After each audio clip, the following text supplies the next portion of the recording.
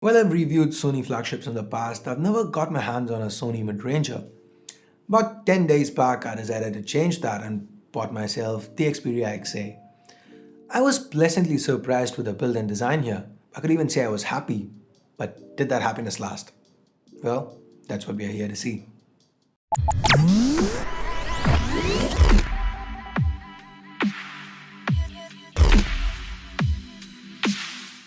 Like I mentioned, the build and design kind of surprised me.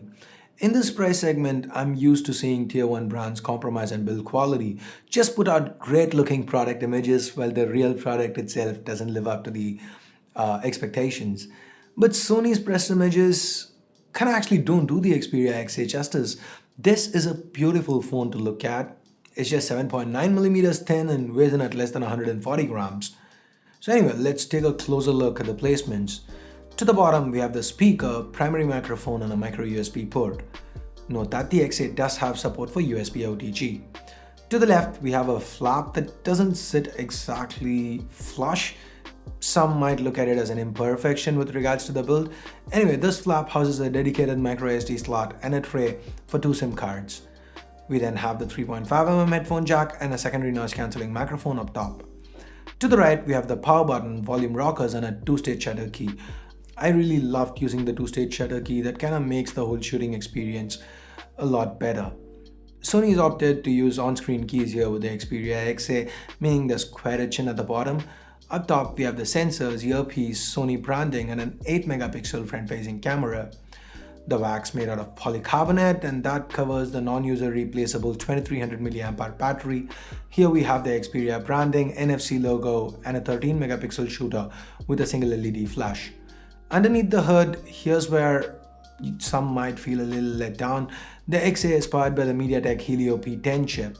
This is an octa-core chip containing 8 Cortex-A53 cores clocked up to 2 GHz with the Mali T860 MP2 handling GPU duties. There's also 2 gigs of RAM and just 16 gigs of onboard storage. This chip is by no means a benchmark beast. It performs day-to-day tasks well, including gaming. It ran games quite smoothly and struggled only with the most intensive of titles.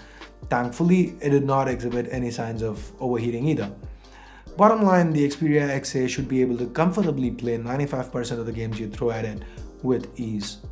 The reason why the XA does a good job here is because it is sporting just a 720p display. A 720p display spread over 5 inches results in a pixel density of 294 pixels per inch. And given the competition at this price segment, I can't help feeling a bit let down. But then again, in my time with this phone, I didn't really find sharpness an issue. This display looks good enough, but there is some discoloration when you don't look at it head on. The viewing angles are not great. The colors are okay and this panel gets bright enough so as to not pose issues outdoors. Sony claims that this display is covered by 2.5D scratch resistant glass that curves ever so slightly at the edges. Looks great, but this glass is extremely prone to smudges. It was a constant struggle trying to wipe off the rainbow effect caused by a smudge or two. That kinda really ruined the experience for me a lot more than the resolution. I really didn't care about the resolution, but this was very annoying. Anyway, let's move on from the display and enough talk cameras. The 13-megapixel rear shooter has an aperture of f2.0 and performs well under good lighting conditions.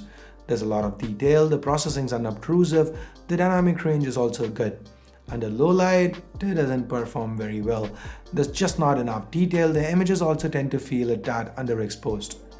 The XA can shoot 1080p videos at 30 frames per second and the footage itself was quite decent. The detail levels were average, but the noise levels were consistently low. It's a little too sensitive to exposure changes and there's quite a bit of focus hunting thanks to the slow focus speeds.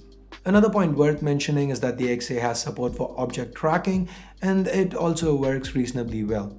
The 8-megapixel front-facing camera can shoot decent selfies with quite a bit of detail. On that note, let's now talk about the XA's biggest flaw: battery life. Sony, for some reasons, decided to go with a 2300 mAh non-user replaceable battery here. The XA kinda struggled to get me through a day on a single charge. It's not impossible, but it is gonna be difficult. My regular day involves a bit of video streaming, a couple of hours of calls, some Not too intensive gaming, Wi-Fi and 3G on all day, push notifications from social media, emails, and with this kind of usage, I could get through a day on a single charge on most days, but had to keep checking the battery stats a lot more often than I was comfortable doing.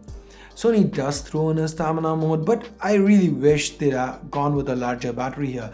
I'm not saying they should have put in a 4000 mAh battery and kind of compromised on the looks, but a 10 to 15% boost like 2600 or 2700 mAh would have made the XA perfectly capable of lasting through a day on a single charge for most people, and that wouldn't really require too much of an increase in the footprint of the phone. So again, that's just my opinion. What do you guys think? Here's a poll, let me know.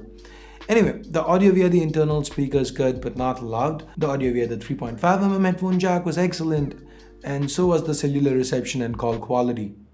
So with that, we get to the software. Out of the box, the XA runs on Android Marshmallow with Sony's Xperia UI on top. The Xperia UI is quite clean, but sadly, there's quite a bit of bloat here, and they can only be disabled, not uninstalled. This usually would not be a huge issue that I'd talk about, but given that you only get 7 gigs of usable storage, it is very annoying. Anyway, the interface itself is quite clean and has support for themes. Sony's own apps seem mature and get the job done more often than not. The album, music player, and especially the camera app, it's got a manual mode, which is not really manual. You don't get shutter speed or focus controls, but there's an array of scene modes though.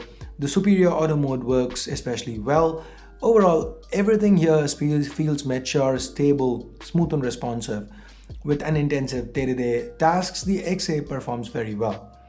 So with that, let's now talk price. Sony's priced the Xperia XA at 19,990 rupees. In India, as of today, the smartphone market is split into two. On one hand, we have low-cost, high-performance smartphones from brands like Xiaomi, Lenovo, and LAKEY.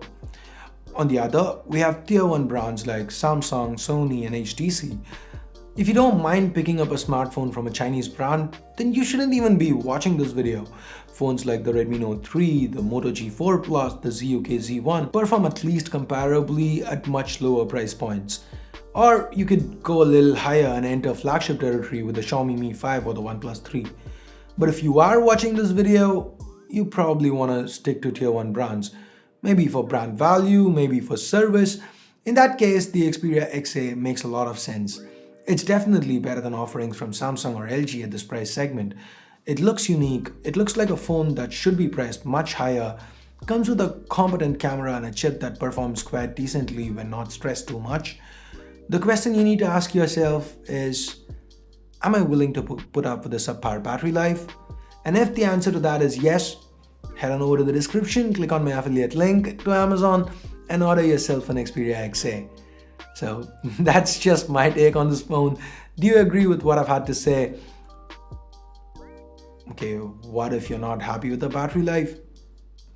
Don't buy it. I mean, I thought that was understood.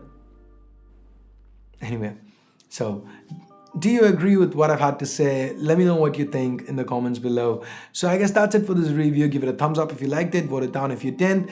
And for more videos like this, hit that subscribe button down below if you haven't already. So that's it for now. Thanks a lot for watching. Till next time, this is Ash here from C4E Tech signing off. You guys have a great day. Bye-bye now.